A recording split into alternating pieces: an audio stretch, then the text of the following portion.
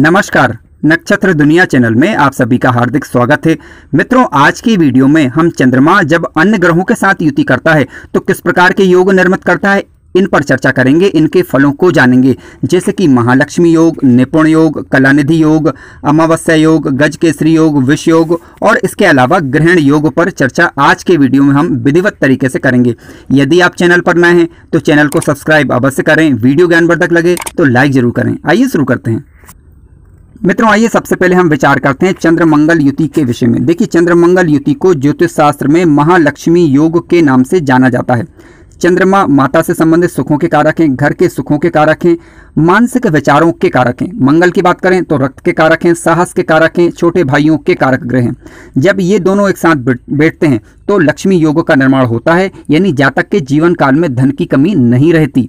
अब ध्यान रखने वाली बात यह है कि ये युति अच्छे भावों में बन रही हो तो सो फल प्रदायक होती है। यदि 6, 8, 12 में बन जाए तो इस योग के ज़्यादा अच्छे लाभ नहीं मिलते। इसके अलावा नीच राशि में कम से कम ये युति नहीं होना चाहिए। उदाहरण के लिए मान लीजिए कि ये युति कहीं पर बन रही है, वहां पर राशि का अंक 4 लिखा है, यानी कर्क राशि है, तो इसका मतलब ये है कि मंगल ग्रह नीच के होंगे। और मान लीजिए कि वृश्चिक राशि लिखी हुई है तो इसका मतलब ये है कि चंद्र ग्रह नीच के होंगे। तो कोई भी ग्रह नीच अवस्था का ना हो, पहली बात। इसके अलावा यदि लाभ भाव के अंदर बने ये युति, यानी 11वें भाव के अंदर, तो यहाँ से हम धन संबंधित बातों का विचार करते हैं, यानी हमें लाभ होगा या नहीं होगा ये देखते हैं। तो यहाँ पर ये युति अच्छा लाभ देती है। इसके अलावा धन भाव के अंदर भी इस युति के अच्छे प्रभाव देखे जा सकते हैं।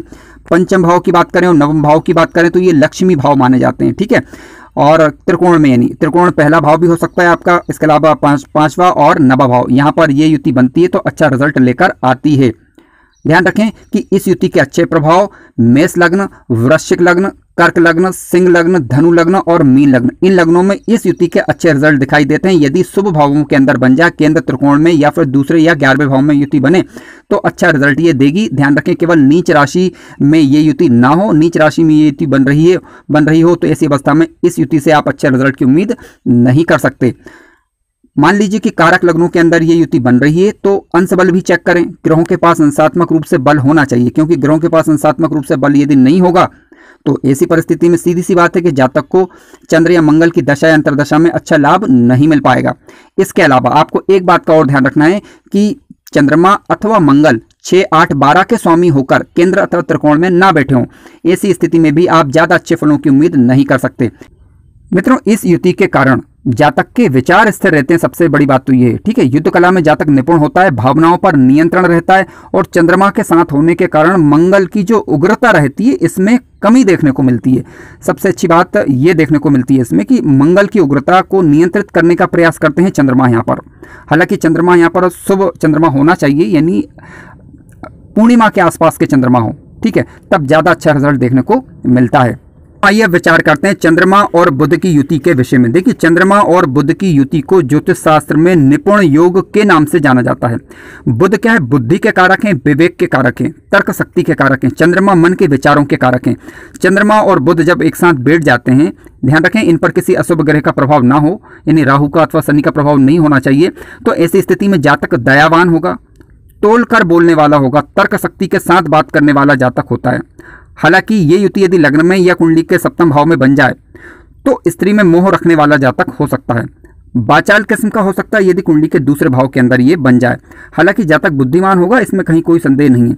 ध्यान रखें कि अशुभ ग्रहों का प्रभाव केवल ना हो और नीच राशि में ये युति ना बन रही हो। कुंडली के नवम भाव के अंदर और कुंडली के पंचम भाव के अंदर, यानी 5वें और 9वें भाव के अंदर ये युति अच्छा रिजल्ट देती है, जातक को बुद्धिमान बनाती है, अच्छा कूटनीतिज्ञ बनाती है। देखिए, चंद्रमा से हम मन के विचारों की बात करते हैं, जबकि कुंडली के पंचम भाव की बात करें तो जातक का विवेक और स्मरण शक्ति यहाँ से विचारी जाती है। बुध बुद्धि के स्वयं कारक हैं। जब ये दोनों ग्रह एक साथ बैठ जाएंगे केंद्र अथवा त्रिकोण के अंदर तो ज्यादा अच्छा रिजल्ट देते हैं।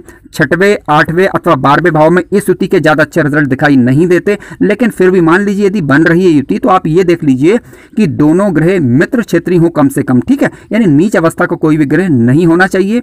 तो ऐसी परिस्थिति में फिर कुछ स्तर तक अच्छे रिजल्ट देखे जा सकते हैं। मित्रों, आइए अब बात करते हैं चंद्रमा और सूर्य की युति के विषय में। देखिए, चंद्रमा और सूर्य की युति को ज्योतिष शास्त्र में अमावस्या योग के नाम से जाना जाता है। इस युति के कारण किसी भी भाव में अब ये युति बन सकती है, केंद्र में बने अथवा त्रिकोण में बने, ठीक है। 6, 8, 12 में ज्यादा नेगेटिव रिजल्ट मिलेंगे, लेकिन यदि केंद्र अथवा त्रिकोण में बनती है तो यदि मित्र क्षेत्रीय होकर यदि युति बन रही है तो सामान्य प्रकार के रिजल्ट, और मान लीजिए कि शत्रु क्षेत्रीय होकर बन रही है तो नेगेटिव रिजल्ट मिलेंगे। किस प्रकार के रिजल्ट हो सकते हैं? जातक विषयों में आसक्ति रखने वाला हो सकता है, चतुराई पूर्वक हालांकि कार्य करेगा, क्योंकि चंद्रमा मन के कारक हैं और सूर्य की बात करें तो आत्मा के कारक हैं। जब मन और आत्मा एक साथ हो जाएगी तो जातक चतुराई पूर्वक कार्य करेगा। लेकिन कुछ नेगेटिव रिजल्ट भी होते हैं, जैसे कि जातक की प्रकृति थोड़ी सी छलने वाली हो सकती है ना, एक संभावना है केवल। हालांकि यहाँ पर अन्य ग्रहों का प्रभाव हमें देखना होता है। आत्मिक बल जातक का थोड़ा सा कमजोर रह सकता है। वाणी हालांकि विनम्र होगी। जातक का व्यवहार कुशल न होकर अव्यवहारिक रह सकता है। हालांकि जातक फिर भी एक अच्छा कूटनीतिज्ञ हो सकता है यदि इस युति पर शुभ ग्रहों का प्रभाव पड़ जाए। आइए बात करते हैं चंद्रमा और गुरु की युति के विषय में। देखिए, चंद्रमा और गुरु की युति को ज्योतिष शास्त्र में गज केसरी योग के नाम से जाना जाता है। काफी अच्छा और शुभ प्रकृति का ये योग कहा जा सकता है। यदि ये युति स्वराशि, मित्र राशि या उच्च राशि में बने, यानी दोनों में से कोई भी ग्रह स्वराशि, मित्र राशि, उच्च राशि के हों, कोई भी ग्रह नीच अवस्था का ना हो, केंद्र अथवा त्रिकोण में युति बन जाए, विशेष रूप से लग्न भाव के अंदर, चतुर्थ भाव में, पंचम भाव में, या फिर दसम भाव में, या फिर कुंडली के नवम भाव के अंदर, तो यहाँ पर इस युति के अच्छे रिजल्ट मिलेंगे। किस प्रकार के रिजल्ट होंगे? देखिए, जातक परोपकारी किस्म का होगा, दया रखने वाला होगा, क्षमाशील होगा, नियंत्रित मन होगा। क्यों? क्योंकि गुरु का साथ मिल जाने के कारण जातक की मनोवृत्ति एकाग्र चित्त हो जाती है। लेकिन ये युति ध्यान रखें 6, 8, 12 में नहीं होना चाहिए। जातक धनी होगा, धन की कोई कमी जातक के जीवन काल में नहीं रहेगी। हालांकि धनेश की स्थिति फिर भी चेक करें आप, और लग्नेश कुंडली के 6वें, 8वें अथवा 12वें भाव में ना हो। इसके अलावा गुरु और माता का साथ जातक को मिलता है, क्योंकि गुरु की बात करें तो गुरु धन के कारक हैं।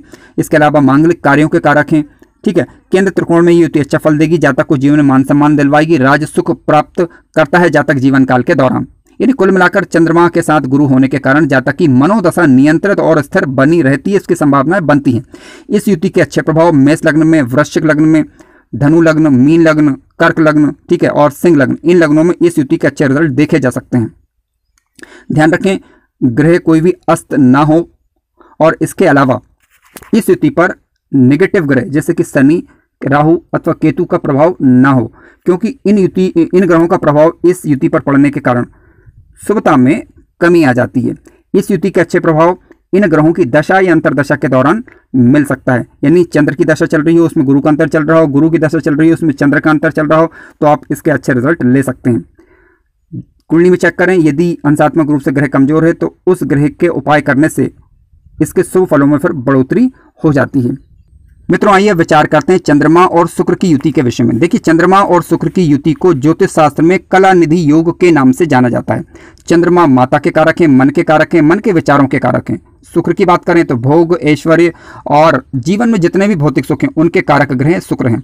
जब ये दोनों एक साथ बैठ जाएंगे तो जातक का हृदय भावुक किस्म का, इमोशनल टाइप का यानी होता है। ठीक है, जातक कल्पनाओं में खोया रह सकता है।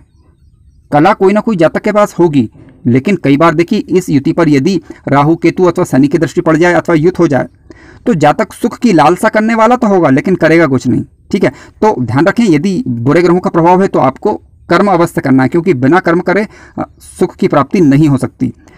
यदि बुरे ग्रहों का प्रभाव पड़ जाए और 6वें, 8वें या 12वें भाव में युति बन जाए, यानी राहु केतु का प्रभाव भी हो जाए या शनि का प्रभाव हो जाए और 6, 8, 12 में युति बन जाए, तो जातक नशे पत्ते इत्यादि का शौकीन हो सकता है। बुरी लत जातक को लग सकती, तो इससे थोड़ा सा बचना होगा यदि इस प्रकार की स्थितियां निर्मित हो रही है तब।